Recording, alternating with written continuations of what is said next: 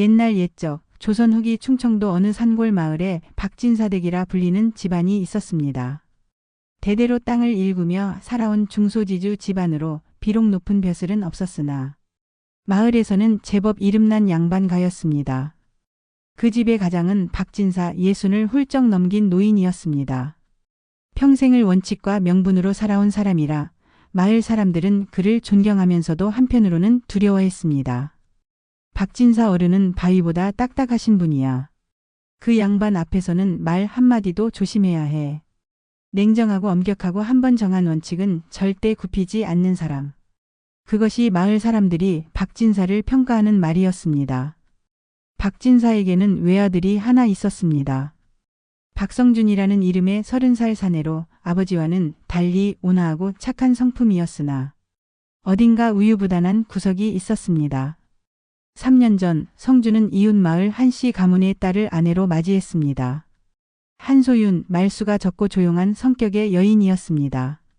시집온 이후 3년 동안 소윤은 한 번도 큰 소리 낸 적이 없었고 시부모에게 버릇없거나 남편과 다툰 적도 없었습니다. 새벽같이 일어나 부엌 일을 하고 시아버지의 수발을 들고 집안 구석구석을 살뜰히 돌보았습니다. 그런 며느리를 박진사는 흐뭇하게 여겼습니다. 비록 말은 없었지만 가끔 며느리가 차려준 밥상을 보며 고개를 끄덕이곤 했습니다. 그것이 박진사가 며느리에게 보이는 유일한 애정 표현이었습니다. 그리고 올해 초겨울 소윤이 임신을 했습니다. 박진사는 기뻐했습니다.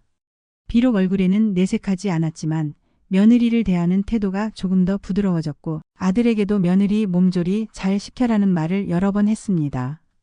마을 사람들도 축하했습니다. 박진사 댁의 대가 이어지겠구먼.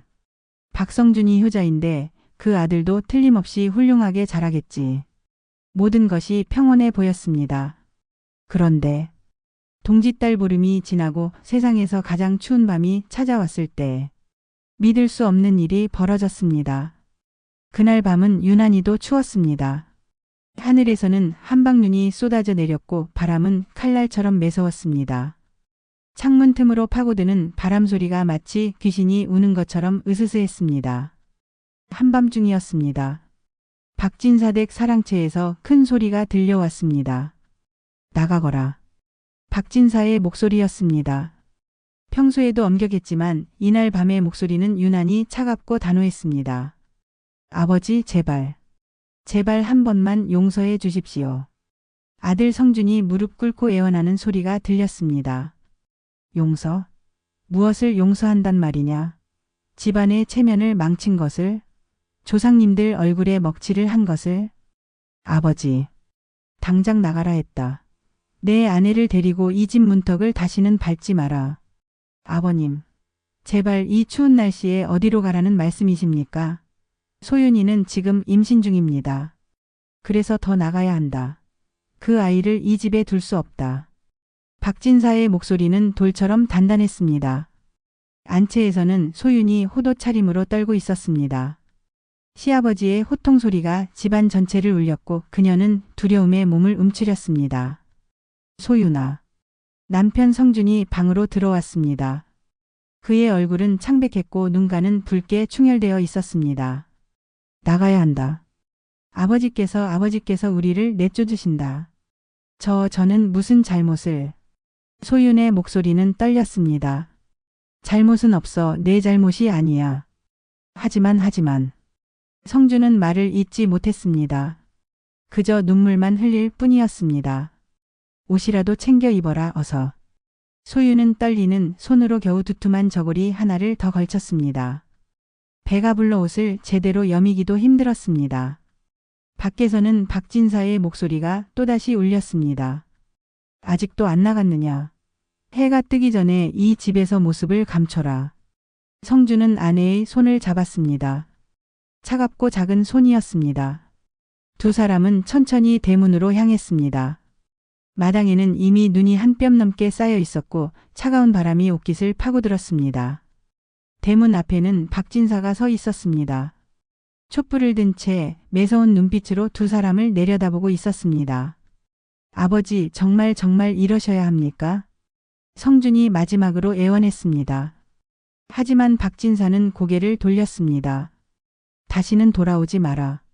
내 자식도 며느리도 아니다. 그리고 대문을 열었습니다. 쏟아지는 눈발 사이로 깜깜한 밤길이 펼쳐졌습니다. 소유는 배를 감싸 안고 한 걸음 한 걸음 눈 위를 걸었습니다. 발이 시렸습니다. 손이 얼어붙는 것 같았습니다. 하지만 그녀는 아무 말도 하지 않았습니다. 그저 남편의 손을 꼭 잡고 앞으로 나아갈 뿐이었습니다. 쾅! 뒤에서 대문이 닫히는 소리가 들렸습니다. 그 소리는 마치 세상이 무너지는 소리처럼 크게 울렸습니다. 두 사람은 눈보라 속으로 사라졌습니다. 박진사는 한참을 대문 앞에 서 있었습니다. 촛불이 바람에 흔들렸고 그의 그림자가 길게 늘어졌습니다. 그의 얼굴에는 어떤 감정도 드러나지 않았습니다. 차갑고 단단하고 냉정한 표정. 그것이 전부였습니다. 그는 천천히 사랑채로 돌아갔습니다. 그리고 문을 닫았습니다. 다음 날 아침 마을은 발칵 뒤집혔습니다. 박진사 댁에서 며느리를 쫓아냈다더라. 그것도 이 추운 한겨울에 임신한 몸으로. 세상에 사람이 어찌 그럴 수가 있나. 소문은 삼시간에 퍼졌습니다. 마을 사람들은 모두 박진사를 비난했습니다. 아무리 양반이라지만 저건 사람이 할 짓이 아니지. 임신한 며느리를 한겨울밤에 내쫓다니. 박진사 그 양반 평소에 냉정하다 싶더니 이 정도일 줄은 몰랐네. 박진사 댁 앞을 지나가는 사람들은 모두 고개를 저었습니다. 어떤 이들은 침을 뱉기도 했습니다. 박진사는 집안에 틀어박혀 나오지 않았습니다. 며칠이 지났습니다. 마을 사람들의 비난은 점점 더 거세졌습니다. 박성준과 며느리는 어디로 갔을까? 이 추운 날씨에 갈 데가 있겠나? 아마 친정으로 갔겠지. 그런데 박진사는 왜 며느리를 쫓아낸 걸까? 글쎄, 무슨 큰 잘못이라도 있었던 모양이지. 임신한 며느리를 쫓아낼 정도면 정말 큰 잘못이겠지. 사람들은 온갖 추측을 늘어놓았습니다. 혹시 아이가 박성준의 아이가 아닐까? 에이, 그럴 리가. 그 착한 며느리가. 그럼 뭐 때문에? 글쎄, 박진사 그 양반이 원래 고지식하잖아. 무슨 예법이나 법도를 어겼을지도 모르지. 며칠 후 박진사의 먼 친척인 박간의 큰댁 주인이 찾아왔습니다. 진사 어른, 이게 무슨 일입니까? 박진사는 대답하지 않았습니다. 아무리 그래도 임신한 며느리를 쫓아내시다니요. 집안 체면이 말이 아닙니다. 체면은 내가 알아서 할 일이요. 어른, 마을 사람들이 다 수군거리고 있습니다. 이러시면 그만 돌아가시오. 내 집안일에 참견 말고. 박진사는 냉정하게 말했습니다. 친척은 어이가 없다는 표정으로 돌아갔습니다. 그 후로도 몇몇 친척들이 찾아왔지만 박진사는 누구에게도 이유를 말하지 않았습니다. 그저 내 뜻이 그러하니 더 묻지 말라는 말만 반복할 뿐이었습니다. 한편 쫓겨난 박성준과 소윤은 어디로 갔을까요? 사람들은 당연히 소윤의 친정으로 갔을 것이라 생각했습니다. 그런데 며칠 후 이상한 소문이 들렸습니다. 소윤의 친정에서 사람이 왔는데 딸이 돌아오지 않았다는 것이었습니다. 뭐라고? 친정에도 안 갔다고? 그럼 어디로 간 거야? 이 추운 겨울에. 마을 사람들은 걱정하기 시작했습니다. 혹시 눈길에서 변을 당한 것은 아닐까? 박진사에게 항의하러 가는 사람들도 있었습니다. 진사 어른, 며느리가 친정에도 안 갔답니다. 도대체 어디로 간 겁니까? 내가 어찌하오? 어떻게 그런 말씀을 하십니까? 어른께서 쫓아내신 거 아니십니까? 쫓아냈으니 내 집 사람이 아니오. 그러니 나도 모르. 박진사의 대답은 여전히 냉정했습니다. 사람들은 기가 막혔습니다. 저 양반이 정말 사람이 맞나? 짐승만도 못한 위인이야. 핏줄도 없는 냉혈한이지. 비난은 점점 더 거세졌습니다. 심지어 마을 어귀의 노인들조차 박진사를 비판했습니다. 박진사 그 양반 평생 예의와 법도를 지키며 살았다고들 하지만 사람돌이는 모르는 모양이야. 맞아. 아무리 원칙이 중요하다지만 사람 목숨보다 중요한 게 어디 있나. 임신한 며느리를 한겨울에 내쫓다니. 조상님들이 보시면 뭐라 하실까. 박진사는 이 모든 비난을 묵묵히 견뎌냈습니다. 집 밖으로 나가지도 않았고 누구를 만나지도 않았습니다. 마을 사람들이 대문 앞에서 욕을 해도 그저 사랑채에 앉아 책을 읽을 뿐이었습니다. 그의 얼굴에는 여전히 아무런 표정도 없었습니다. 그런데 이상한 일들이 조금씩 벌어지기 시작했습니다. 먼저 박진사 댁의 곳간에서 쌀이 줄어들고 있다는 소문이 돌았습니다. 머슴이 조용히 말했습니다. 이상하게도 쌀독이 자꾸 비는 것 같습니다. 어디 쓰신 거 아니요? 진사 어른께서는 평소와 똑같이 드시는데 쌀이 눈에 띄게 줄어들고 있습니다. 쥐라도 들었나? 하지만 쥐가 먹기에는 너무 많은 양이 사라졌습니다. 그리고 장작도 마찬가지였습니다. 겨울을 나기 위해 쌓아둔 장작이 계속 줄어들고 있었습니다. 진사 어른께서 요즘 불을 많이 떼시나? 아니요, 오히려 평소보다 적게 떼십니다. 그런데 장작은? 게다가 약방에서 약재를 사가는 모습도 목격되었습니다. 박진사 어른께서 약을 지으시나 보더라. 무슨 약을? 태교에 좋다는 약재들이던데. 태교? 며느리는 쫓아내놓고? 사람들은 이해할 수 없었습니다. 그리고 어느 날 밤 마을 사람 하나가 우연히 목격했습니다. 한밤중에 박진사가 짐을 지고 집을 나서는 것을. 박진사 어른이 이 밤중에 어디 가시는 거지? 그 사람은 호기심에 몰래 따라갔습니다. 박진사는 마을을 벗어나 산길로 접어들었습니다. 눈이 쌓인 험한 길을 1시간 넘게 걸었습니다. 그리고 산 중턱의 작은 암자 앞에서 멈췄습니다. 박진사는 짐을 내려놓고 조용히 암자 문을 두드렸습니다. 잠시 후 문이 열리고 누군가와 짧게 이야기를 나눴습니다. 그리고 다시 빈손으로 돌아왔습니다. 뒤따라가던 사람은 황급히 숨었고 박진사는 그를 알아채지 못한 채 지나갔습니다. 다음 날 그 사람이 마을 사람들에게 말했습니다. 박진사 어른이 밤중에 산속 암자에 뭔가를 갖다 주더라고. 암자에? 왜? 글쎄, 스님한테 공양을 드리는 건가? 이 추운 겨울의 밤중에? 이상하긴 하지. 사람들은 고개를 갸웃거렸지만 더 이상 깊이 파고들지는 않았습니다. 시간이 흘렀습니다. 1달이 지나고 2달이 지났습니다. 겨울이 깊어지고 눈은 계속 내렸습니다.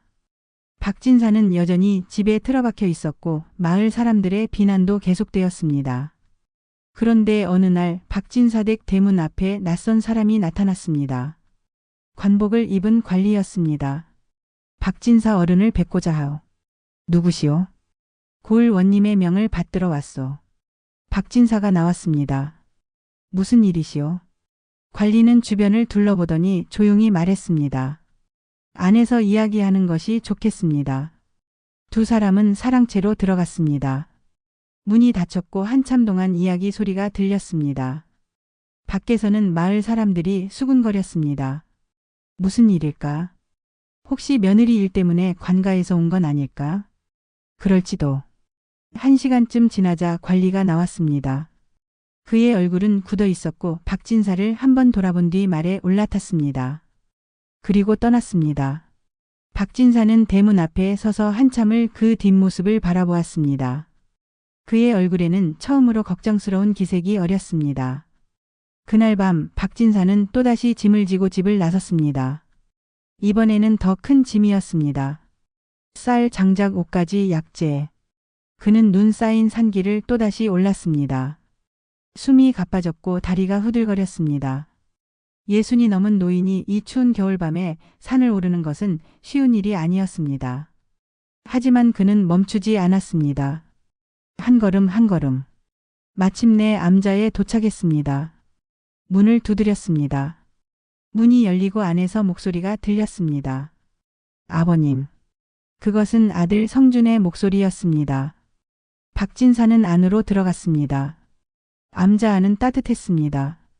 아궁이에 불이 타오르고 있었고 작은 방에는 이불이 깔려 있었습니다. 그리고 그 이불 위에 소윤이 누워 있었습니다.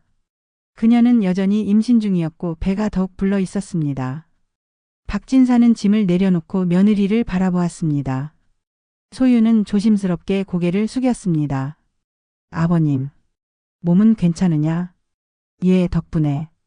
박진사는 고개를 끄덕였습니다. 그리고 아들을 불렀습니다.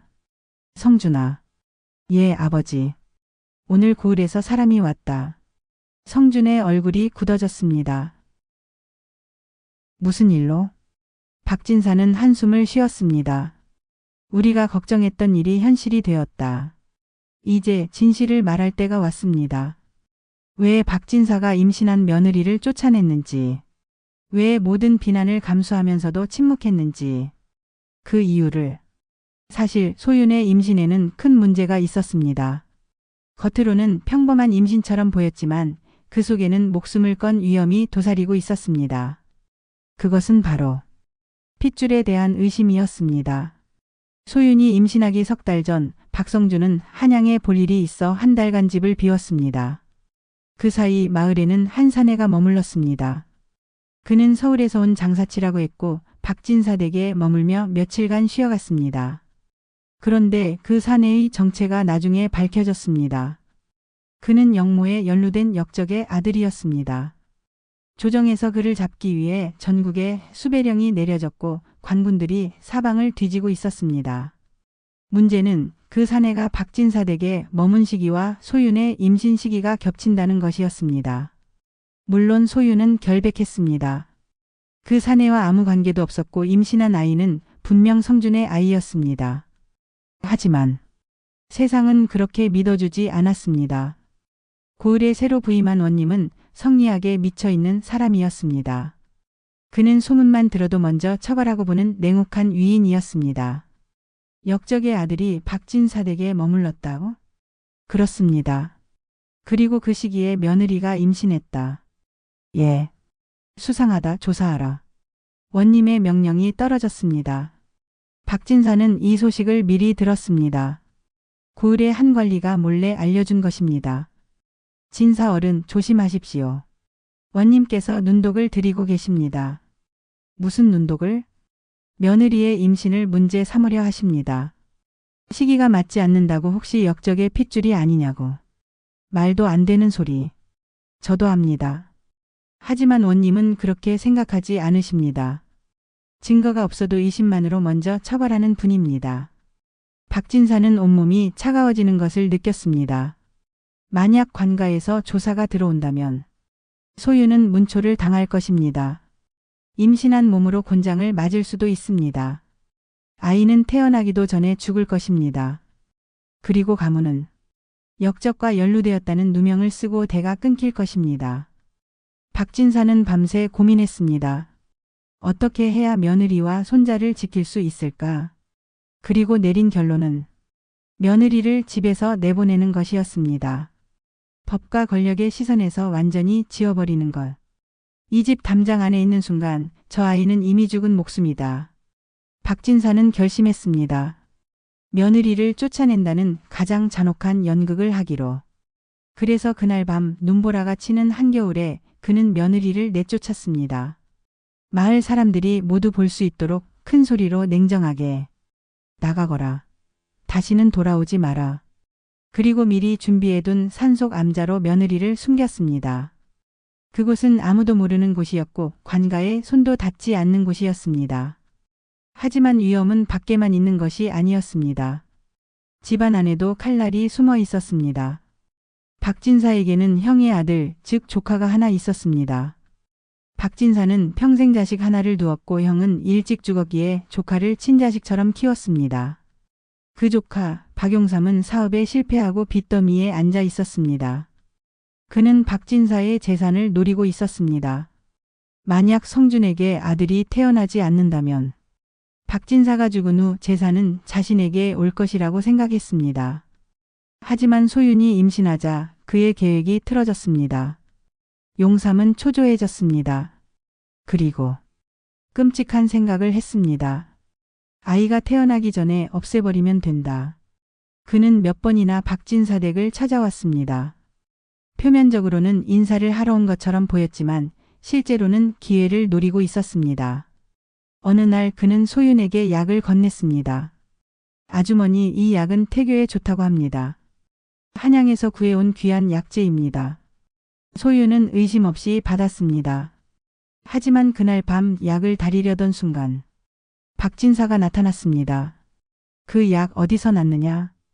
아, 용삼 도련님께서 주셨습니다. 박진사의 얼굴이 굳어졌습니다. 그는 약그릇을 집어들고 냄새를 맡아봤습니다. 그리고 조용히 말했습니다. 이 약은 먹지 마라. 예? 다시는 용삼이가 주는 것은 아무것도 먹지 마라. 박진사는 약그릇을 마당에 내던졌습니다. 그릇이 깨지며 약물이 흙바닥에 스며들었습니다. 그날 밤 박진사는 잠을 이루지 못했습니다. 칼은 밖에 있는 줄 알았더니 이 집 안에 있었구나. 조카를 믿었던 자신이 어리석었습니다. 사람의 탐욕이 이토록 무서운 줄 몰랐습니다. 밖에서는 관가의 위협이, 안에서는 친족의 아기가 며느리를 노리고 있었습니다. 박진사는 결심했습니다. 며느리를 더 이상 이 집에 둘 수 없다고. 완전히 시야에서 지워야 한다고. 그래서 그는 며느리를 쫓아낸 것입니다. 용삼이도 마을 사람들도 관가도 모두가 며느리는 쫓겨났다고 믿도록. 암자에서 박진사는 아들에게 모든 것을 설명했습니다. 그래서 너희를 쫓아낸 것이다. 성주는 눈물을 흘렸습니다. 아버지, 그런 뜻이었습니까? 미안하다. 내게도 며느리에게도. 아닙니다. 아버지, 제가 몰라 뵙고. 소윤도 울었습니다. 아버님, 저는 아버님을 원망했습니다. 원망해도 좋다. 하지만 살아야 한다. 너와 뱃속의 아이가. 박진사는 며느리의 손을 잡았습니다. 조금만 참거라. 봄이 오면, 아이가 태어나면 모든 것이 괜찮아질 것이다. 그날 밤 세 사람은 암자에서 함께 밤을 지샜습니다. 눈은 계속 내렸지만 암자 안은 따뜻했습니다. 겨울이 지나고 봄이 왔습니다. 소유는 건강한 아들을 낳았습니다. 박진사는 손자를 안고 처음으로 웃었습니다. 잘했다. 정말 잘했다. 그리고 며칠 후 박진사는 골원님을 찾아갔습니다. 무슨 일로 오셨어? 제 며느리와 손자를 돌려달라고 왔습니다. 뭐라고? 며느리를 쫓아낸 것이 아니었어. 그것은 거짓이었습니다. 박진사는 모든 것을 설명했습니다. 관가의 위협에서 벗어나기 위해 며느리를 숨겼다고. 원님은 어이가 없다는 표정을 지었습니다. 그래서 그 모진 연극을 한 것이요. 그렇습니다. 증거는 있어? 며느리가 낳은 아이를 보십시오. 제 아들과 똑같이 생겼습니다. 원님은 아이를 보았습니다. 그리고 한참을 생각하더니 고개를 끄덕였습니다. 알았소. 더 이상 조사하지 않겠소. 감사합니다. 박진사는 깊이 절을 올렸습니다. 박진사는 마을로 돌아왔습니다. 그리고 며느리와 손자를 데리고 집으로 돌아왔습니다. 마을 사람들은 깜짝 놀랐습니다. 이게 무슨 일입니까? 쫓아낸 며느리를 다시 데려오시다니. 박진사는 마을 사람들 앞에 섰습니다. 그리고 조용히 말했습니다. 여러분께 사과드립니다. 그리고 설명드리겠습니다. 그는 모든 진실을 말했습니다. 관가의 위협, 조카의 악에, 그리고 며느리를 지키기 위한 자신의 선택을. 마을 사람들은 입을 다물지 못했습니다. 그런 일이 진사얼은 저희가 몰라 뵙고. 아닙니다. 여러분께서 저를 비난한 것은 당연합니다. 저도 그것을 각오하고 한 일이었습니다. 한 노인이 앞으로 나왔습니다. 진사얼은 용서하십시오. 우리가 어른을 너무 몰랐습니다. 아닙니다. 저야말로. 마을 사람들은 박진사 앞에 고개를 숙였습니다. 그리고 소윤에게도 사과했습니다. 며느리 고생이 많았네. 소윤은 눈물을 흘리며 말했습니다. 아닙니다. 저를 지켜주신 분은 아버님이십니다. 그날 저녁 박진사 댁은 오랜만에 웃음소리로 가득 찼습니다. 아들 성주는 아버지 앞에 무릎을 꿇었습니다. 아버지, 죄송합니다. 제가 아버지를 의심했습니다. 일어나거라. 제가 의심한 것은 당연하다. 아버지. 성준아, 가장이란 것은 이런 것이다. 때로는 미움을 받더라도 가족을 지켜야 하는 것. 명심하겠습니다. 소유는 시아버지 앞에 아이를 안고 왔습니다. 아버님, 정말 감사합니다. 박진사는 손자를 안았습니다. 그리고 조용히 말했습니다. 이 아이가 무럭무럭 자라서 훌륭한 사람이 되기를 바란다. 밖에서는 봄바람이 불었습니다. 긴 겨울이 지나고 따뜻한 봄이 온 것입니다. 그로부터 며칠 후 조카 박용삼이 찾아왔습니다. 그는 박진사 앞에 무릎을 꿇었습니다. 작은아버지 용서하십시오. 박진사는 조카를 바라보았습니다. 내가 며느리에게 준 약 독이 들어 있었지? 용삼은 고개를 숙였습니다. 죄송합니다. 나가거라. 작은아버지. 다시는 내 앞에 나타나지 마라. 내가 내 조카인 것도 친족인 것도 모두 잊겠다. 용삼은 울며 밖으로 나갔습니다. 박진사는 창밖을 바라보았습니다. 사람의 마음이란 참 알 수 없구나. 세월이 흘렀습니다.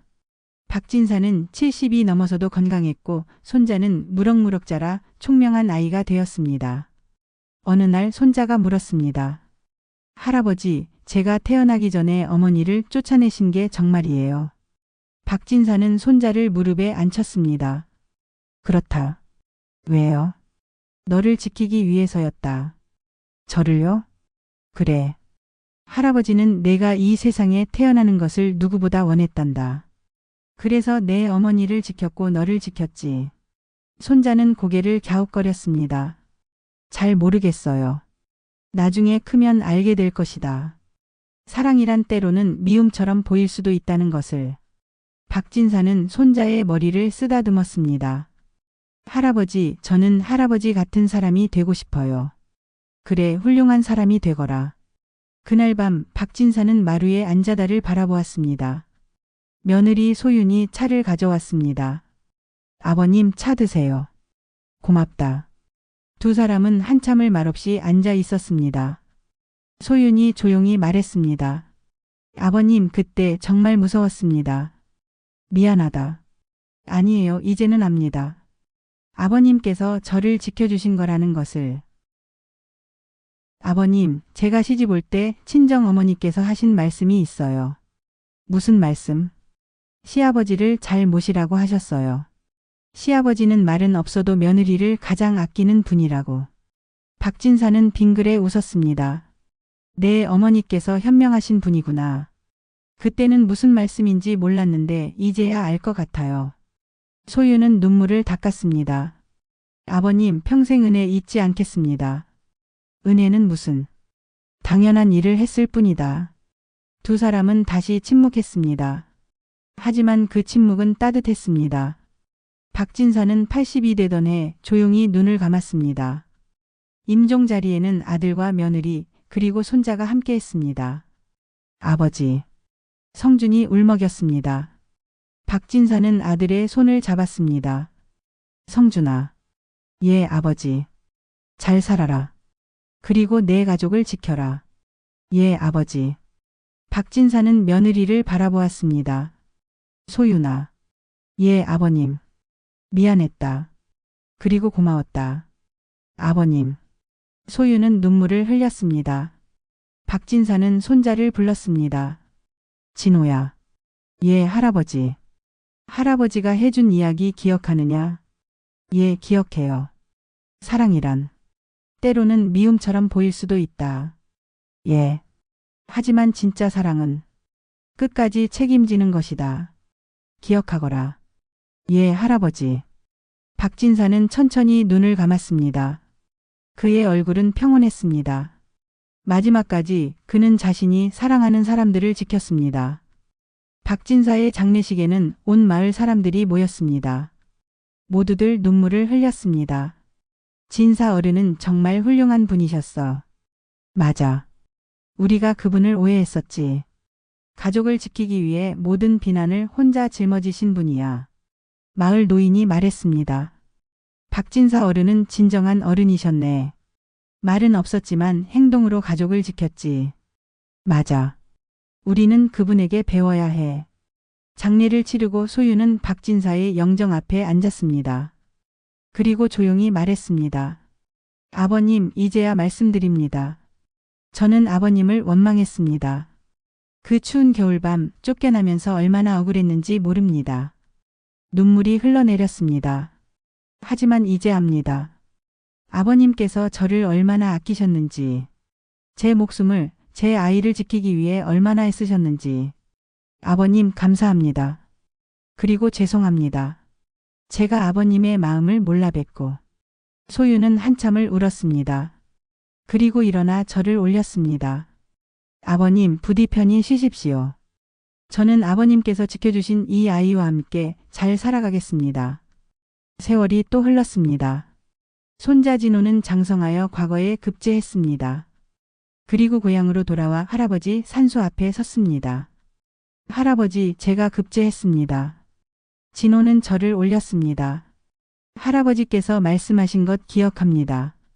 사랑은 때로는 미움처럼 보일 수도 있다고. 저는 이제 압니다. 진정한 사랑이 무엇인지. 할아버지께서 할머니를, 어머니를 지키셨던 것처럼 저도 제 가족을 지키겠습니다. 그것이 할아버지께 배운 가장 큰 가르침입니다. 진호는 한참을 할아버지 산소 앞에 앉아 있었습니다. 봄바람이 불었고 꽃잎이 날렸습니다. 그 꽃잎이 마치 할아버지의 손길처럼 느껴졌습니다. 이것이 엄동설안에 임신한 며느리를 쫓아낸 지혜로운 시아버지의 이야기입니다. 겉으로는 냉혹해 보였지만 그 속에는 깊은 사랑이 있었습니다. 모든 비난을 혼자 짊어지고 침묵으로 가족을 지킨 노인의 이야기입니다. 세상은 때로 진실을 오해합니다. 사랑을 미움으로, 희생을 냉정함으로 착각합니다. 하지만 시간이 지나면 진실은 드러나기 마련입니다. 그리고 그때 우리는 깨닫습니다. 누군가가 우리를 위해 얼마나 많은 것을 참아왔는지, 얼마나 많은 고통을 혼자 짊어졌는지. 박진사는 말이 없었습니다. 변명도 하지 않았습니다. 그저 묵묵히 자신의 길을 걸었을 뿐입니다. 그것이 진정한 어른의 모습이 아닐까요? 오늘 이야기가 여러분의 마음에 작은 울림이라도 남겼기를 바랍니다. 지금까지 힐링 야담이었습니다. 구독과 좋아요로 함께해 주셔서 감사합니다. 여러분의 가정에 늘 평안과 사랑이 깃들기를 바랍니다. 감사합니다.